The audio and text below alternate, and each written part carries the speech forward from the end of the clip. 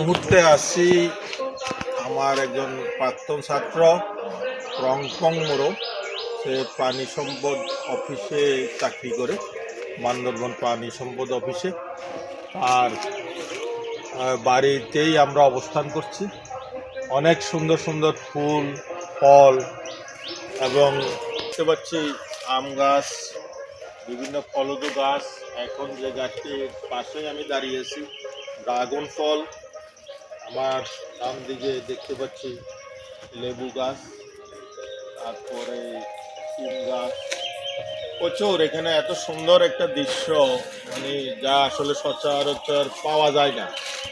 এত সুন্দর সুন্দর ফুলের গাছ, ফলের গাছের বাগানের ফাঁকে ফাঁকে সে ড্রাগন ফলের চাষ করেছে।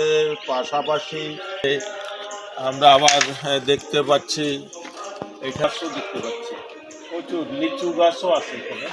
লিচু গাছ, আমড়া গাছ আছে পাশে, আমার পাশে আমড়া গাছ।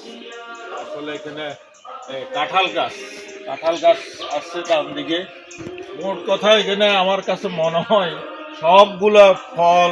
এবং একেবারে আমার মোড়ো আবাসিক উচ্চ বিদ্যালয়ের পাশেই হলো ক্রংপং মোড়োর বাড়ি। এবং ক্রংপং একসময় আমাদের এই মোড়ো আবাসিক বিদ্যালয়ে